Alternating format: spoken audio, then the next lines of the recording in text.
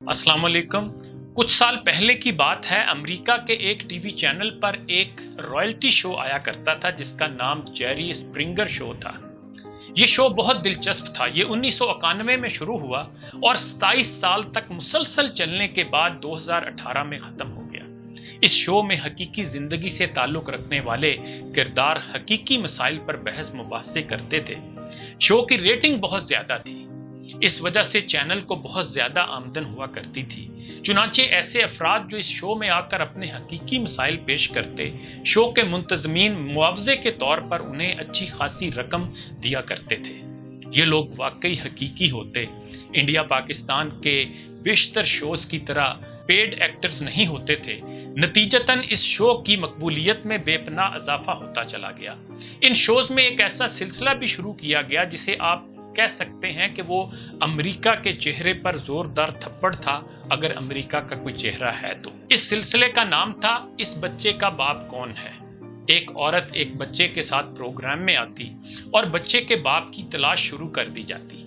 दरअसल इस औरत को पता नहीं होता था कि इस बच्चे या बच्ची का असल बाप कौन है। शो के मुंतजमीन औरत के कहने पर उन मुख्तलिफ मर्दों के साथ राब्ता करते जिनसे वो मिलती रही थी। उन सब को 3-3, 4-4 की तादाद में शो में बुलाकर उनका डीएनए टेस्ट करवाया जाता और बच्चे के डीएनए से मैच करने की कोशिश की जाती। मर्दों को बुलाने का सिलसिला उस वक्त तक जारी रहता जब तक किसी मर्द के साथ बच्चे का डीएनए मैच नहीं हो जाता था। 20, 30 या 40 मर्दों के डीएनए के बाद आखिरकार बच्चे का असल बाप तलाश कर लिया जाता। इस दौरान वो तमाम मर्द जिनके बारे में औरत बताती जाती थी, वो ये तस्लीम करते जाते कि वो वाकई उस औरत से मिल चुके थे। कहने को तो ये एक खेल था, लेकिन जदीद तहजीब के अलम बरदारों की इखलाकियात का जनाजा था जिसे पूरी दुनिया देखा करती थी। इस शो के दौरान एक बार एक ऐसी औरत भी एक बच्चे के साथ आई जिसने आते ही 50 ऐसे अफराद की फहरिस्त दी जिन पर उसे शक था कि इनमें से कोई एक इसके बच्चे का बाप है। लेकिन जब 50 अफराद का डीएनए किया गया तो 50 में से एक से भी बच्चे का डीएनए नहीं मिला था, जबकि सभी ने इतराफ किया था कि उनके इस औरत से ताल्लुकात रहे हैं। इस पर औरत ने 100 और अफराद की फहरिस्त दी, लेकिन उन सब के एतराफ के बावजूद उनमें से कोई भी बच्चे का बाप नहीं था।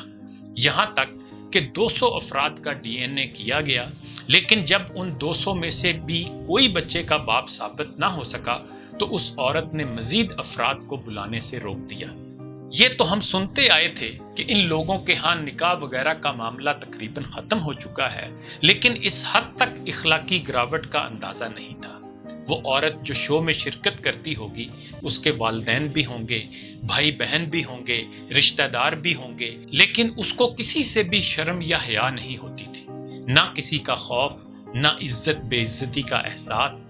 गुनाह सवाब का मामला तो बहुत पीछे रह गया। जहां रहती होगी, जो उसके जानने वाले होंगे, उनके सामने भी उसे कोई शर्मिंदगी महसूस नहीं होती होगी। लेकिन ठहरिए, ऐसा क्यों हुआ?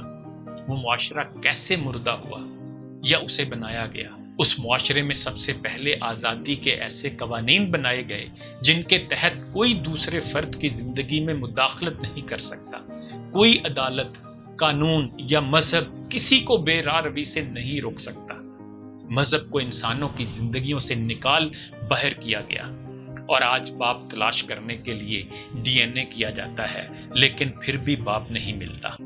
हमारे यहाँ के लिबरल, सेकुलर, सुर्खे और देसी चीगवेरे भी ऐसे ही कवानीन के नफाज के लिए दिन रात कोशा नजर आते हैं, लेकिन मैं शुक्रगुजार हूँ अपने उन बज़ाहिर अनपढ़ बुनियाद परस्त अवाम का जो किसी भी कीमत पर ऐसे नहीं होने देंगे, जो मर जाएंगे लेकिन ऐसी बेहयाई को कानूनी तहफ़्फ़ुज़ कभी हासिल नहीं करने देंगे।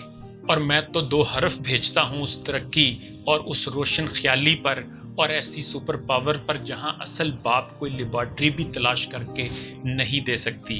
ईस्ट और west, Islam is the best. काश हम मुसलमान अपने एमालो किरदार को ठीक कर लें, علم اور تحقیق کو اپنا ہتھیار بنا لیں اور محنت کو اپنا شعار بنا لیں تو ہم چند سالوں میں خود سپر پاور بھی بن سکتے ہیں اور اسلام کی آفاقی سچائی اور خوبیاں بھی دنیا تک پہنچا کر دنیا کو ایک پرامن اور محبت بھری جگہ بنا سکتے ہیں۔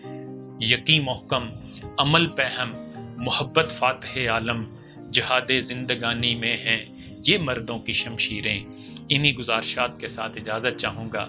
اپنا خیال رکھیے گا۔ اللہ حافظ۔